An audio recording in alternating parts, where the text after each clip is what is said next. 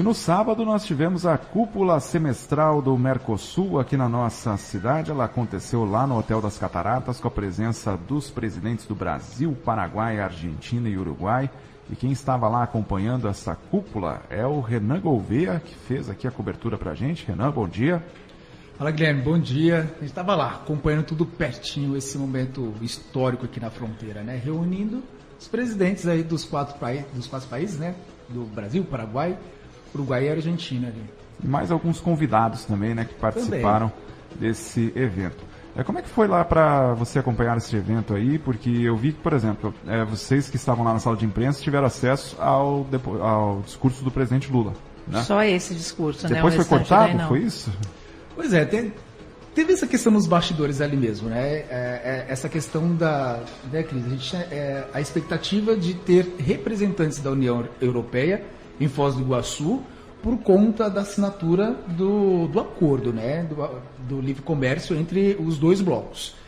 E aí a gente realmente teve um pouquinho de dificuldade de ter acesso, sim, aos presidentes.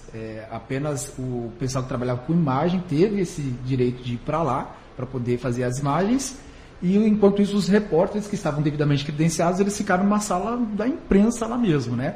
E aí foi ventilada essa questão de que realmente ninguém estava lá do bloco da União Europeia não participando. E aí depois os cinegrafistas que estavam lá, eles passaram a informação. Olha, realmente não tinha ninguém da União Europeia. Então, realmente não foi feito o acordo e realmente eles não apareceram lá, né? Que virou um ápice ali realmente para a gente poder tentar apurar em tempo real. Mas realmente não vieram, não compareceram. E vocês acompanharam, então, o discurso do Lula e depois tiveram que ir para outros canais da internet para ter acesso ao que estava acontecendo, então?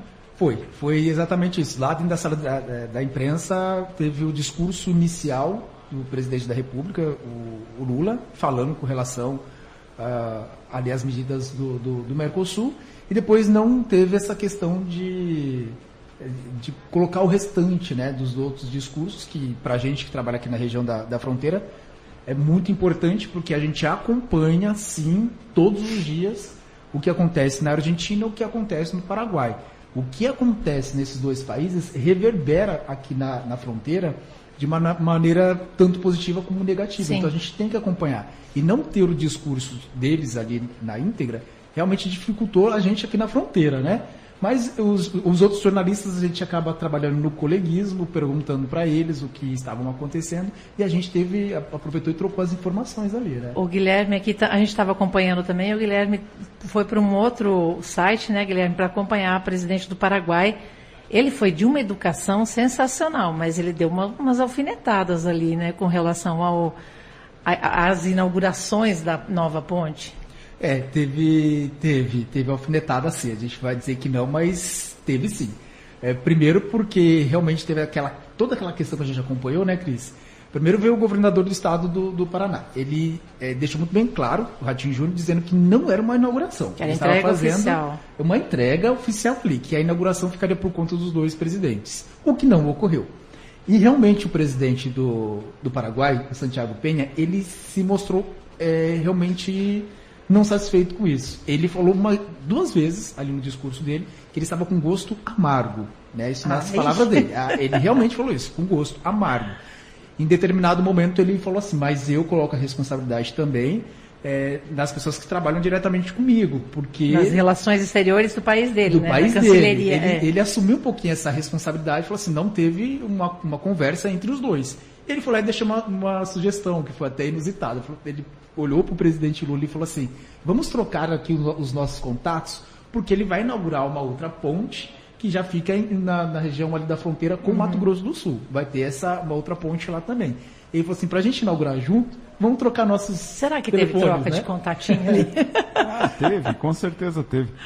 Para ilustrar tudo isso que o Renan está falando, né, eu separei aqui justamente o áudio desse momento em que o presidente do Paraguai, Santiago Peña, faz, né, essa declaração ali. Ele cita o chanceler que estava do lado dele, né, o Rubén Ramírez Lescano, estava ali tomando um cafezinho na hora. Deve ter sido quadrado aquilo ali. Para mim, né? Vamos ouvir aqui o que disse então o presidente do Paraguai. Aún dentro de mi incurable optimismo, también tengo que ser realista. También tengo que decir, y ahí vuelvo a aplicarle por qué creo que me queda un gusto amargo en la boca, porque veo que todavía, a pesar de los avances, veo todavía una mezquindad política. Veo que más allá de los discursos que repetimos cada 6 meses en estas cumbres, cuando después tenemos que implementar muchas de las acciones, no vemos grandes avances. Y un ejemplo, presidente Lula, y usted lo mencionó, creo que fue la inauguración del puente el día de ayer. Y en esto asumo en parte la responsabilidad, pero en realidad en parte la responsabilidad de mi canciller y de su cancillería, que no puedo comprender que después de 50 años de haberse inaugurado el puente de la amistad, que las cancillerías no se hayan podido poner de acuerdo para que usted y yo nos podamos encontrar en el medio de ese puente para celebrar un hecho histórico. Vengo con ese desamor amargo, presidente, y ciertamente las explicaciones, las excusas, entre paréntesis, un saludo para mi esposa. Hoy estoy celebrando 28 años de casado, así que cuando vuelva a la tarde voy a darle un abrazo a mi señora.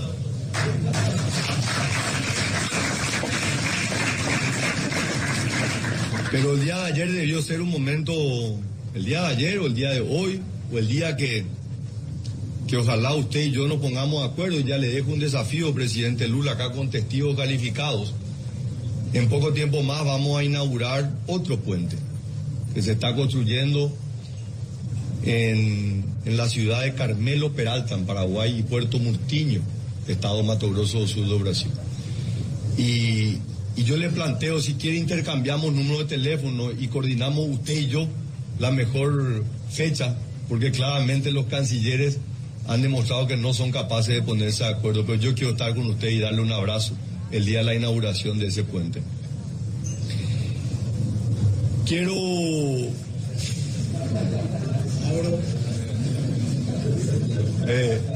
la burocracia, presidente, ¿qué vamos a hacer? Pois é, né? É isso que eu chamaria assim de um esporro em público, né? Eu não gostaria de levar essa chamada, não. Isso aí... Foi uma chamada mesmo, né? Para sacudir ali, ele realmente não ficou contente, não.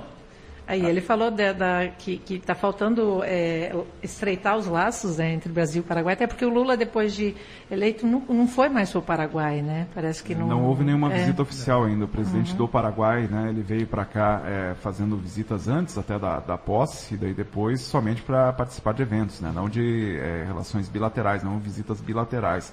Agora, até me chamou atenção aí por que isso importa tanto, né? É claro que, né, para os dois países é algo totalmente relevante, ainda mais para a nossa região. Mas, assim, para o Paraguai tem um peso maior até do que para o Brasil, porque para a história, né, ter a foto ali de Santiago Penha e Lula no alto da ponte, isso aí, para a história do Paraguai, é algo que fica bem mais marcante do que para a história do Brasil, que é um país gigante, e para o Lula, que inaugurou muito mais obras, digamos. Então, eu acredito que tem a ver com isso, né? Esse sabor amargo que o Santiago Penha mencionou, né? Mas ele estava completando feliz com o aniversário lá, esposa, citou até a esposa dele, então pelo menos deu uma amenizada, né? Eu diria um pouquinho em partes ainda, sabe, Cris? Porque no começo ali da cúpula, pelo protocolo, falava assim, 10 minutos para cada presidente. Ele extrapolou muito esse tempo, né? Ele passou muito ali e a gente percebeu que ele não estava com o script na mão, não. Ele realmente foi falando.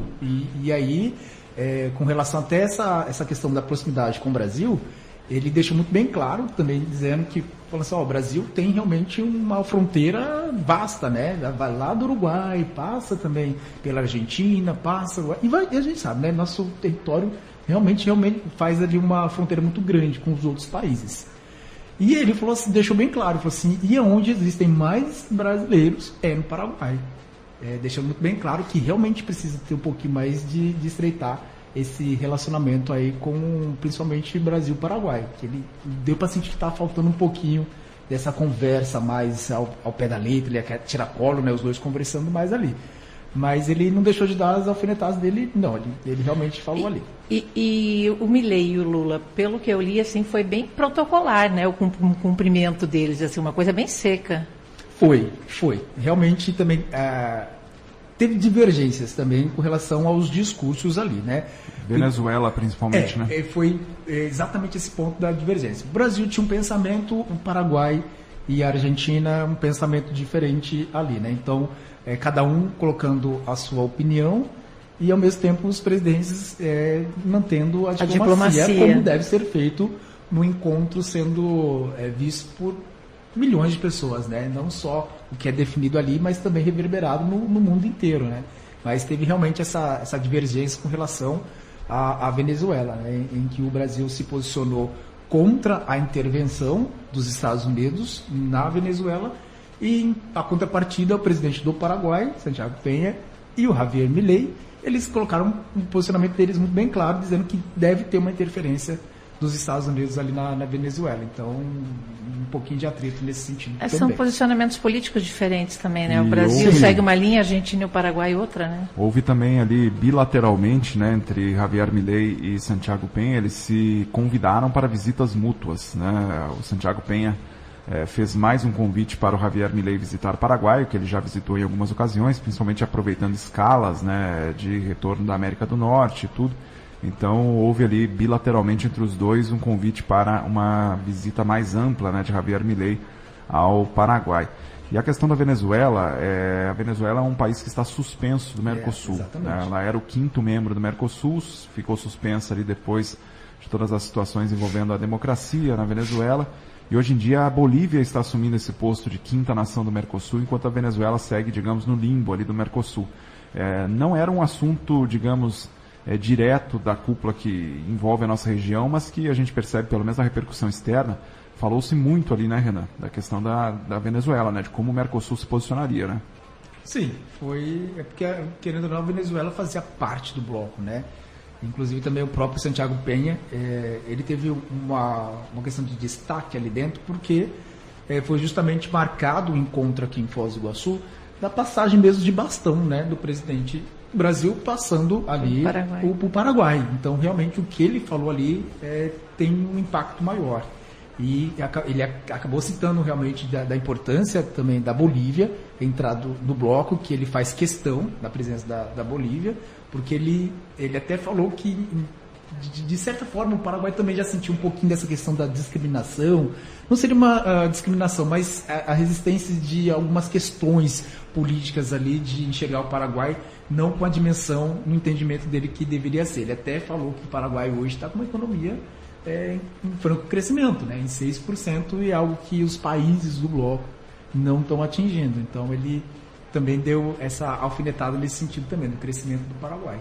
E agora os olhos voltados para o Paraguai, porque o Paraguai assumiu a presidência semestral do Mercosul e espera-se que durante essa presidência semestral finalmente ocorra o acordo entre Mercosul e União Europeia, né? Então, a Assunção meio que passa a ser o centro político agora do bloco, né? Porque também durante o discurso do presidente Lula, ele falou, olha, eu há pouco, antes, né, de começar o evento, eu entrei em contato com a representante da Itália e ele falou assim, o que está acontecendo? Traduzindo aqui para o pessoal. E aí a conversa foi de que realmente não... Foi questão de compatibilidade, né? Vamos dizer assim.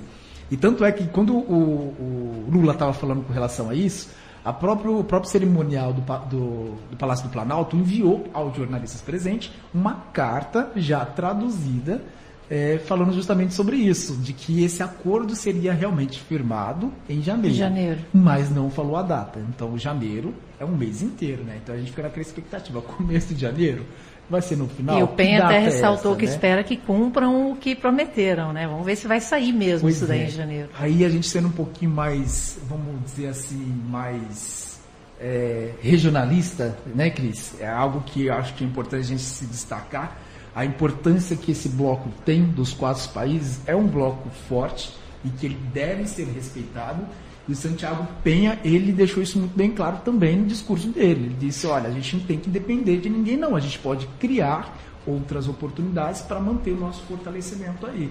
Que ele não estava a fim de ficar esperando alguma resposta positiva de França, Itália, não. Ele disse que ele, na presidência, deixou entender que procuraria outros meios para poder fortalecer o Mercosul. E olha só, vocês estão falando de Paraguai, o Paraguai está crescendo, Peguei um dado hoje no site do governo do Paraguai, os pedidos de residência temporária e permanente aumentaram 50% agora em 2025. Já foram registrados 43.802 pedidos, dos quais 36.263 foram concedidos, representando então um aumento aí de 28% em comparação com 2024. Aí o governo fala que a movimentação toda, essa procura toda, tem a ver também com o fluxo de pessoas entrando e saindo no país, os eventos todos, os Jogos Pan-Americanos Júnior, Congresso da FIFA, o Campeonato Mundial de Rally, mais uma etapa da Copa Sul-Americana, e estão esperando mais ainda para o ano que vem. E quem sabe, Cris, é isso que eu ia falar. Da fila? Na fila? Por nacionalidade, né? Pegando aí quem mais pede, quem mais protocola pedidos de residência no Paraguai são brasileiros. São brasileiros. 57%, você está aqui. O meu visto provisório lá vence agora em março. E eu preciso já de entrada agora nesse mês de dezembro para poder continuar mais 2 anos lá. E para quem não sabe, o Renan é jornalista e está fazendo medicina agora no Paraguai. No Paraguai. Já está quase se formando, Renan? A gente está agora na metade realmente do curso, né? São 6 anos, daí eu estou agora já entrando no 3º ano ali da graduação. E tem que ter o visto, né? Pensa num rapaz que estuda, gente. 57% são brasileiros, 10,8% argentinos, aí vem alemães, bolivianos, espanhóis, venezuelanos, holandeses, americanos, russos e colombianos. E é interessante o seguinte, tá? Temos ali os brasileiros, obviamente, liderando pela questão até dos cursos de medicina, de saúde, né? Em Ciudad del Este, Pedro Juan Caballero, região de Assunção também. Na sequência, os argentinos, existe um vínculo bastante grande entre Paraguai e Argentina, tanto é que só na região lá de Buenos Aires, estima-se que tenha pelo menos 2 milhões de paraguaios e descendentes, né? Existe uma massa populacional bastante grande entre esses dois países. E aí eu vi que na sequência ali tem alemães. Sabe o que vem acontecendo, Cris? Desde a pandemia, um grande movimento migratório de alemães para o Paraguai, que estão escolhendo terras, principalmente ali na região sul do Paraguai, próxima a Encarnação, região ali de Itapúa, e formando colônias alemãs nesses lugares. Isso é algo que acontecia, digamos, 100 anos atrás, mas agora no Paraguai está acontecendo também, principalmente pessoas aí mais dos 40, 50 anos para frente estão vindo morar no Paraguai. Tem várias comunidades alemãs no Paraguai, no Chaco Seco, lá no norte, que eu conheci. Pessoal, os menonitas, né? Tem.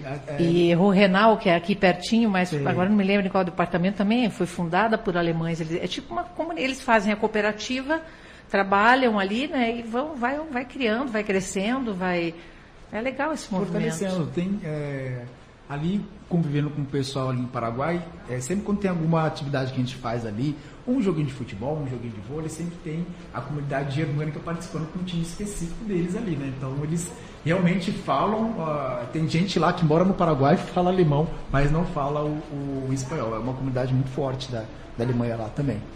Legal. E na faculdade você tem colegas de outras nacionalidades também estudando contigo ali ou não? Tem, não assim, massivamente falando assim, brasileiro. Brasileiro mesmo nas universidades, mas sempre tem algum outro estudante de outras nações. Tem gente que é de Portugal, tem gente que também é de Israel, que está também atuando aqui.